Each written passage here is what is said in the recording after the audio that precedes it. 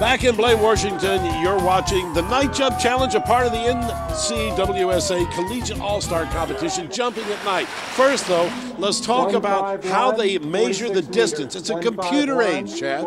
You might be wondering how this is done. There are two cameras on shore recording the skiers and when they land.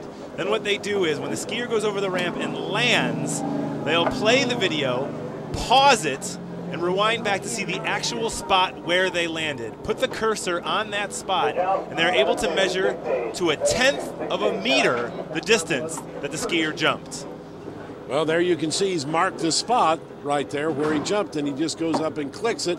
The computer knows how far it is from the ramp to a given marker, and so they can figure anything in between that. The computer can. Like I said, it's a computer age. Now, 4 of our competitors advanced on: Stephen Crinchley, Cale Burdick, Britt Mommer, and Carrie Lee. So we're ready to go with the other half of the field, beginning with Ryan Seltzer. This is our number 9 seed, an 8 versus 9 seed, and a huge opening jump for Ryan Seltzer, 133. Now he's coming back for a second attempt. He is going to try and go a little faster. Oh, and a much bigger pop, so he improves 7 feet to 140 on his second attempt. The difficult thing out there is you can't see anything until you come into the light. You can almost see now what's lit up. That's when he can start to see the ramp. Oh, an even bigger jump, 147. So he improved 7 feet on each jump. So Justin Pingator will have his work cut out beating that. Absolutely. Oh, he crushes on that first one. You can see how his chest dropped when he hit that ramp.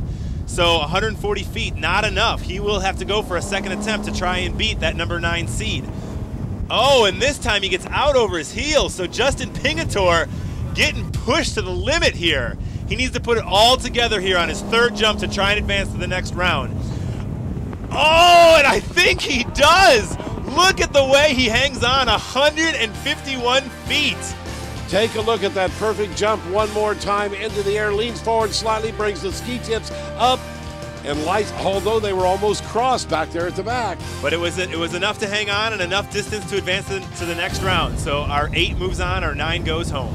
Next up, a Jayhawk, Christian Sharash. He's our number 13 seed. He's looking for a big opening jump and great pop, but not a lot of speed. So 109 foot, but mostly all off of the ramp. Let's see if he can get more speed. He brings it down later. He's got more speed coming into the ramp, definitely, but oh, did you see how his chest dropped when he hit that ramp? Well, about 7 feet less on that jump, so the pressure's on. This is everything. He wants to combine the two now, speed and pop. Definitely a lot of speed. Oh, he resists. Huge pop, and it's farther. 115 feet. Great set for Christian Sharash.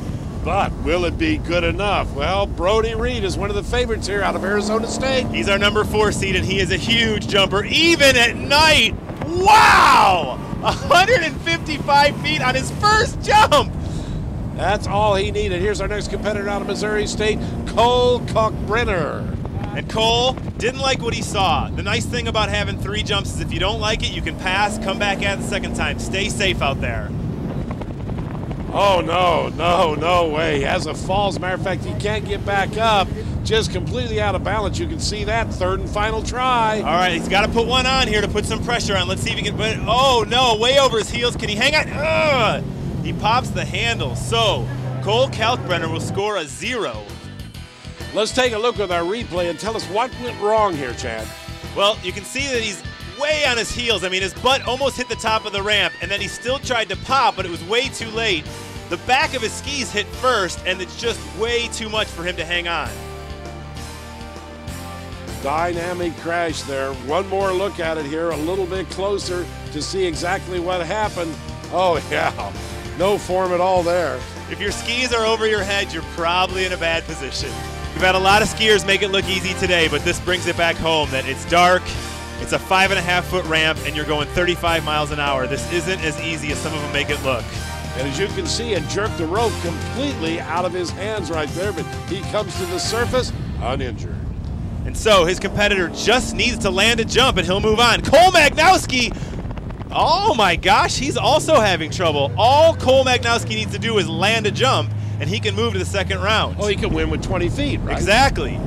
All right, I just found out that he has ripped his binding, but he's still going out there on a second attempt and jumps 145 feet. So Cole Magnowski, big into the second round. Chris Clark will be up next, Cal State San Diego. All right, this is his first attempt. He is our number 15 seed, but a 110 on the opener is very nice. Let's see if he can go a little bit farther and put pressure on our number 2 seed. A lot of speed. Oh, he really crushed. You can see how his legs weren't extended. Still 110 feet. So, speed and pop. Can he do it on the third jump? He comes into the ramp. Tight line, tight pop. Yes, 123 feet. So a great set for Chris Clark. I don't know if it's enough for our number 2 seed, though, Brian Kinney. Brian Kinney, plenty tough. Oh, wow. That is pretty. One and done. 153 feet. Brian Kinney moves on. And so just like in NCAA basketball, we got the Sweet 16, we eliminated down to the Elite 8, and we'll have that when coverage continues from the 2007 Collegiate Night Jump Challenge presented by Bellevue Cadillac. Stay tuned.